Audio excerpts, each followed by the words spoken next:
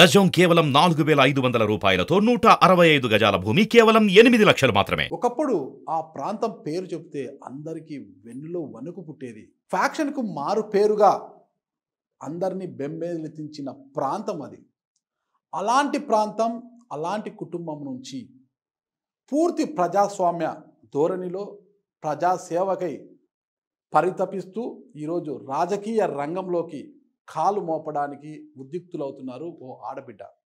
అసలు ఎవరామె, ఆ నేపథ్యం ఏంటి అన్న పూర్తి వివరాలు కూడా మనం ఈ ఇంటర్వ్యూలో తెలుసుకుంటాం. ఆమె పేరు కూడా ఆమె నోటి వింటే మనం వింటాం అన్నమాట. అందరికీ తెలిసిన పేరే. ముఖ్యంగా రాయలసీమ ప్రజలకు ఆ కుటుంబం గురించి, ఆ కుటుంబంలోని ఇంటి పేరు గురించి అందరికీ తెలిసిన వారే. ఇప్పుడు ఆమె నోటితోనే ఆమె పేరు వింటాము. నమస్తే మేడం. నమస్తే ఎలా ఉన్నారు? బాగున్నా. ఒక్కసారి మా సుమన్ టీవీ వీక్షకుల కోసము, ఇంటర్వ్యూ చూసే వారందరి కోసము మీ ఇంటి పేరు సహా మీ పేరు ఒక్కసారి చెప్పి అట్లా మీ కుటుంబ నేపథ్యం గురించి చెప్పండి. మా పేరు సానే ఉమారాణి. సానే ఉమారాణి. మా నాన్నగారి పేరు సానే చెన్నారెడ్డి. ఇంకందరికీ నేపథ్యం అర్థమైపోతుంది. సానే రమణారెడ్డి గారు, సానే ఓపుల్ రెడ్డి వాళ్ళ సిస్టర్ నేను. అమ్మ సానే చెన్నారెడ్డి గారు అంటే మీ నాన్నగారు. అమ్మగారి పేరు ఏంటమ్మా? పార్వతమ్మ. పార్వతమ్మ. ఎందుకంటే ఆ పేరు ఎప్పుడు కూడా నేను వినలేదు. మీ పేర్లు అన్నీ తెలుసు. ఎంతమంది సంతానం వాళ్ళకి మొత్తం అసలు? 6 మంది. 6 మంది. 6 మంది. ఇద్దరు మగ పిల్లలేనా? 2 మగ పిల్లలు. పెద్దవారు ఎవరు? రమణ అన్న. ఓ రమణారెడ్డి గారు పెద్ద.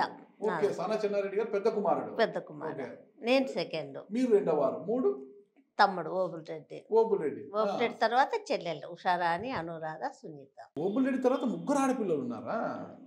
ఓకే. మొత్తం 6 మంది. 6 మంది. గతంలో మరి జరిగిన ఘర్షణలో మీ తండ్రి, అన్న, తమ్ముడు అంతా హత్యకు గురయ్యారు కదా. ఆ తర్వాత మీ కుటుంబంలో మిగిలిన వారు ఎవరమ్మా? అసలు ఎంతమంది మిగిలారు అసలుకి? మీ 4 ఆడపిల్లలు, అమ్మ మిగిలిన. అమ్మగారు ఉన్నారు ఇప్పుడు? ఉన్నారు. ఎక్కడున్నారు అమ్మగారు? చిన్న చెల్లెల దగ్గర ఉన్నారు. వాళ్ళు స్టేట్స్లో ఉంటారు. ఓకే. ఓకే. అమెరికాలో ఉన్నారా? అక్కడ ఉంటారు. ఇంకా మేము ఇక్కడే ఉంటాం. ఆరోగ్యం అది బాగుందమ్మా అమ్మగారు? అమ్మ బాగుంటుంది. ఓకే. అమ్మగారితో ఒకసారి వీడియో కాల్ చేసి మాట్లాడచ్చా? ఇంటర్వ్యూలోనే ఓకే. చేస్తారా? చేసి మాట్లాడిస్తారా అమ్మగారితో ఒకసారి? మాట్లాడతాను. ఒక్కసారి కాల్ చేయించండి, ఒకసారి చూద్దాం. ఇంటర్వ్యూ స్టార్ట్ కాకుంది ఒకసారి అమ్మతో మాట్లాడతాము. సుమన్ టీవీ వీక్షకులకు ఒకసారి అమ్మగారిని చూపిద్దాము ఎలా ఉన్నారు ఏంటనేది. సానే చెన్నారెడ్డి గారి యొక్క సతీమణి అయిన సానే పార్వతమ్మ గారు. ఆమె గురించి అందరూ మర్చిపోయారు అసలు కూడా. ఆవిడ ఉన్నారా లేరా ఎక్కడున్నారని. కానీ ఈరోజు మనకు అమెరికా నుంచి వీడియో కాల్లో అందుబాటులోకి వచ్చారు. ఆవిడ తన చిన్న కూతురు దగ్గర ఆవిడ ఉంటున్నారు. ఒక్కసారి నేను కూడా ఆవిడని చూడలేదు, ఆవిడని చూస్తా నేను. అమ్మా నమస్కారం అమ్మా. నమస్తే. ఎలా ఉన్నారమ్మా?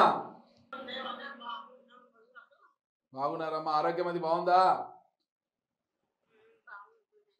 బాగుంది. అమ్మా అమ్మా ఎక్కడమ్మా? అమెరికాలో ఉన్నారు. ఓకే. మీ భర్త సానే చెన్నారెడ్డి గారు, మీ పెద్ద కుమారుడు సానే రమణారెడ్డి గారి యొక్క రాజకీయ వారసత్వాన్ని కొనసాగించడానికి మీ పెద్ద కుమార్తె సానే ఉమారాణి గారు ఇప్పుడు రాజకీయాల్లోకి వచ్చారు కదమ్మా. మీరు ఆశీర్వదిస్తున్నారా? ఆమెని ఒప్పుకుంటున్నారా?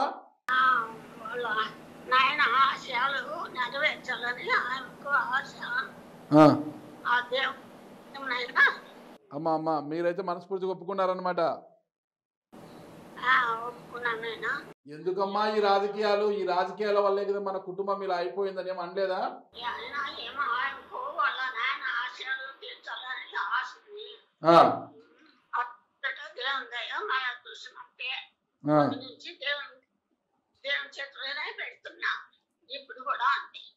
ఓకే. ఓకే. జగన్మోహన్ రెడ్డి గారు ముఖ్యమంత్రి అయ్యారు కదమ్మా. ఆ కుటుంబంతో మీకు మంచి సంబంధాలు ఉన్నాయి. మరి జగన్మోహన్ రెడ్డి గారు న్యాయం చేస్తారా?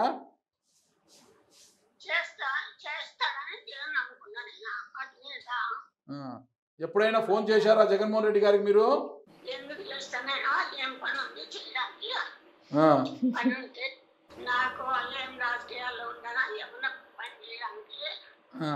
ఏమమ్మా మీ భర్తను నమ్ముకున్నవారు, మీ కుటుంబాన్ని నమ్ముకున్నవారు చాలా మంది పెనుకొండలో ఉన్నారు కదా. వారు చూడడానికి ఎప్పుడైనా వస్తున్నారా?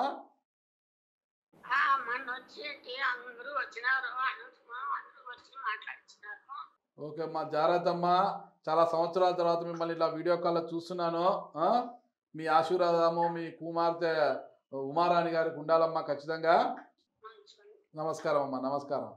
మొత్తం 6 మంది సంతానమ్మ. అందరూ మీరు అనంతపురంలో సెటిల్ అయ్యారు. మీ సిస్టర్ చెల్లెలు ఉషా అనంతపురే, అనురాధ కర్నూలు. వాళ్ళు ఏం చేస్తారు మొత్తం? ఆయన ఇరిగేషన్లో డిఏ. ఓకే. ఉషమ్మ వాళ్ళ హస్బెండ్ కాంట్రాక్ట్ చేస్తారు, railway contract okay work okay. చేస్తారు. మీరు అనంతపురం ఏమన్నా మీకు ఇచ్చింది కూడా? మీ హస్బెండ్ ఏం చేస్తారు? నన్ను ఇచ్చింది కది దగ్గర పల్లెకు. ఓకే ఇక్కడ జాబ్ పరంగా ఇక్కడే ఉన్నాము, ఓకే ఇంకా ఓకే. ఇక్కడే సెటిల్ అయిపోయింది. పూర్తిగా రాజకీయ కుటుంబం కదా మీది. నాన్నగారు ప్రభుత్వ ఉద్యోగకి ఎలా ఇచ్చారు మిమ్మల్ని అసలుకి? అప్పట్లో ఎమ్మెల్యే కావాల్సిన వాళ్ళకు ఇచ్చారు కదా. అడిగారు కానీ పొలిటికల్ కి చాలా మంది ఆ. నాన్న ఎందుకు ఇవ్వలేదు. ఓకే రాజశేఖర రెడ్డి అంకుల్ వాళ్ళ రిలేటివ్స్ అట్లా వచ్చి అడిగారు, ఓకే. ఇష్టపడలేదు నాన్న ఎందుకో పొలిటికల్ కి వద్దు, ఆ.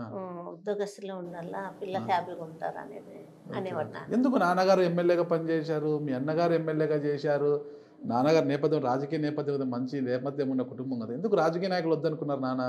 ఏమో మాకైతే తెలియదు కానీ ఆ, వద్దన్నారు. ఓకే. చాలా మంది అడిగారు, ఆ, ఈ తంబాపురం వెంకటరెడ్డి వాళ్ళు ఉన్నారు కదా, గంగా ఆ. గారు, వాళ్ళు కానీ చాలా మంది పొలిటికల్ సంబంధాలు తెచ్చినా ఆ.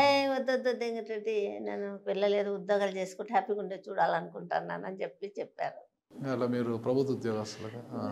మీ వారమ్మా, మీ వారు ఎలక్ట్రిసిటీ డిపార్ట్మెంట్లో జాబ్ చేసేవారు, ఎక్స్పైర్ అయ్యారు. చనిపోయారా? మీకు ఎంతమంది సంతానము? నాకు 3 పాపలు. 3 పాపలే. ఉం. వెల్ సెటిల్ వాళ్ళంతా కూడా అంత ఏం settled చేస్తున్నారు అయ్యారు. అమ్మాయిలు 3? పెద్ద అమ్మాయి వాళ్ళు వచ్చి అమెరికాలో ఉంటారు, పెద్ద అల్లుడు పాప. రెండో అమ్మాయి వచ్చి హైదరాబాద్, పాప సాఫ్ట్వేర్, బాబు డాక్టరు. చిన్న పాప, చిన్న అల్లుడు, చిన్న పాప జిఎస్టీ ఇన్స్పెక్టర్ సెంట్రల్ గవర్నమెంట్లో. ఇంకా బాబు వచ్చి జాబ్ చూసుకుంటూ ఒక పక్క ఇవి బిజినెస్లు ఎక్కువ చేస్తారు, రియల్ ఎస్టేట్. 3. ఇప్పుడు మీరు ఒక్కరే ఉన్నారనమాట. అదే హ్యాపీ వెల్ సెటిల్ ఫ్యామిలీ, ఏ బాధరబందులు లేవు, ఒంటరితనం ఒకటి ఉందన్నమాట. వంటతనం అని కానీ అన్నాను, నాకు మన వాళ్ళు వస్తూనే ఉంటారు కార్యకర్తలు. నాకు ఒకసారి ఇంట్లో టిఫిన్ తినడానికి కానీ ఉండదు, అవునా? ఫుల్ ఆ. పోయిన టైం కానీ టైం అయిపోతుంది. మా పని పాప ఇప్పటికీ అరుస్తుంది, మా పని ఇప్పటికీ పాప. సానే కుటుంబాన్ని గుర్తు చేసుకుంటూ ఇంకా వస్తున్నారా? వస్తూనే ఉన్నారు.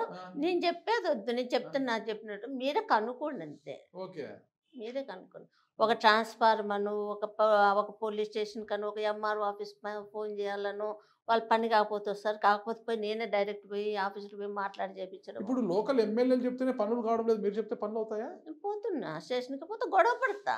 ఓకే. న్యాయం అంటే ఎట్లా, న్యాయం అంటే చేయమంటే అన్యాయం చేయొద్దండి, న్యాయం చేయండి. గొడవ పడతారు, రక్తం. న్యాయం ఎక్కడన్నా ఉండి వాళ్ళకి మాత్రం సపోర్ట్ ఎప్పుడు చేస్తాను నేను. ఈ ధర్మవరం పెనుకొండలలో మీ నేపథ్యం ఎక్కువ ఉంది, ఎక్కువ అటాచ్మెంట్ ఉంది కదా. అసలు ఈ ఫ్యాక్షన్లు ఇవన్నీ ఎందుకు వెళ్ళారు? అసలు రాజకీయాల నుంచి ఫ్యాక్షన్ నేపథ్యంలోకి ఎందుకు వెళ్ళింది అసలు మీ కుటుంబము? ఫ్యాక్షన్ ఎక్కడుంది నారాజన్న? ఓకే. ఎట్లుంది నాకు చెప్పండి, మీరే చెప్పండి. ఫ్యాక్షన్ ఎక్కడా లేదు, సృష్టించడం ఇదంతా. Okay okay. ఎవరితో ఫ్యాక్షన్ ఉంది? అంటే అప్పుడు పరిటాల కుటుంబానికి గంగుల ఫ్యామిలీకి గొడవలు వచ్చాయి, మళ్ళా మీరు అదే గంగుల ఫ్యామిలీకి మీరు సపోర్టర్స్గా వెళ్ళారు, మళ్ళీ మీరు నష్టపోయారు, పరిటాల కుటుంబం నష్టపోయింది. 3 ఫ్యామిలీల మధ్య ఫ్యాక్షన్ అనేది ఏర్పడింది. 3 ఫ్యామిలీలు నష్టపోయాయి. ఇక్కడ ఎవరు లాభపడింది లేదు దీనివల్ల కూడా, అందరూ నష్టపోయారు. కత్తి పట్టిన వారు కత్తితో పోయారు, అందరూ కూడా, ఎవ్వరు కూడా ఇది లేదు.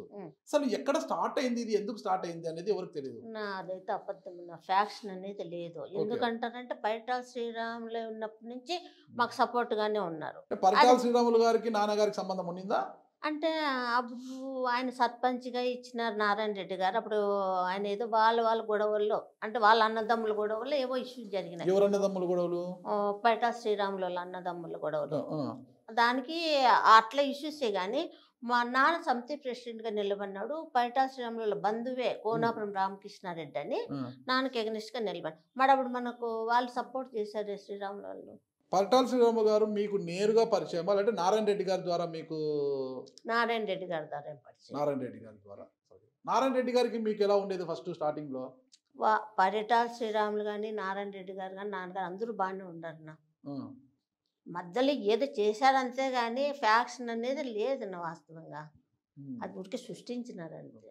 ఇక్కడ అసలు అనంతపురం జిల్లాలో ఒక రక్త చరిత్ర అనేది రాయడానికి కారణము, ఆ పేరుపై సినిమా తీయడానికి కారణము కూడా ఆ రోజు పరిటాల శ్రీరాముల్ని అనవసరంగా హత్య చేయడమే.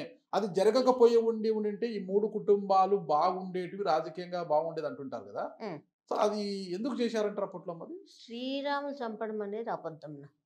మన వాళ్ళు జిల్లా ఆ. అది వాళ్ళు శ్రీరాములు వాళ్ళ నాన్నగారికి 3 భార్యలు, ఉమ్, ఒక ఆమెకు పిల్లలు లేరు, ఉమ్, రెండు ఆమెకు ఒక కూతురు, 3 ఆమెకి వీళ్ళ కొడుకులు 5 మంది. ఉమ్, 5 మంది అయితే వీళ్ళు ఇక్కడ ఉండేది 3, ఇంక 2 పావుగడకళ్ళు ఉండేవాళ్ళు. ఉమ్, వాళ్ళ ఆస్తి గొడవలు వాళ్ళు చేసుకున్నారు కానీ ఆడొచ్చిందేమంటే నారాయణప్ప చంపిండే నారాయణప్ప అన్నారు. కానీ మద్దులచారు అప్పుడు నారాయణ రెడ్డి గారిని నారాయణప్ప అని పిలిచేవాళ్ళు.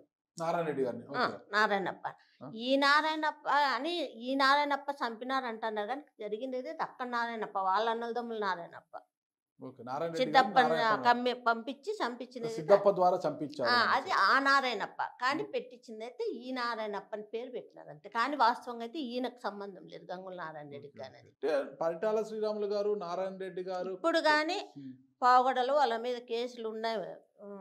వాళ్ళ అన్నదమ్ములు గొడవలు ఆస్తి గొడవలు కానీ ఉన్నాయి. మద్దెల చెరువు నారాయణ రెడ్డి గారు పరిటాల శ్రీరామ్ గారు బాగా సాఖ్యతగా ఉంటారు. ఉమ్. దాన్ని ఓర్చలేకే కనుముక్కల చెన్నారెడ్డి గారు కొంత అగాధాన్ని క్రియేట్ చేశారు. ఉమ్. తద్వారా జరిగిన అలజడిలోనే ఉమ్. మద్దెల చెరువు నారాయణ రెడ్డి గారు ఉమ్. సిద్ధప్పని అడ్డం పెట్టుకుని పరిటాల శ్రీరాముని చంపించారనేది కొంతమంది మాట్లాడుతున్న మాటలు కావచ్చు, సినిమాలో చూపించిన ఇది కావచ్చు. అది జరిగింది అనమాట. అదైతే లేదన్న. ఎందుకంటే నాన్న సమితి ప్రెసిడెంట్గా ఉన్న 3 సార్లు, ఒక్కొక్కసారి 5 ఏళ్ళు సమితి ప్రెసిడెంట్గా 3 సార్లు అయినా 3 సార్లు ఆయన సపోర్ట్ చేశారు మనకి. ఎవరు శ్రీరాములయ్య కానీ మధుసూదన్ రెడ్డి గారు కానీ నాన్న సపోర్ట్ చేస్తున్నారు.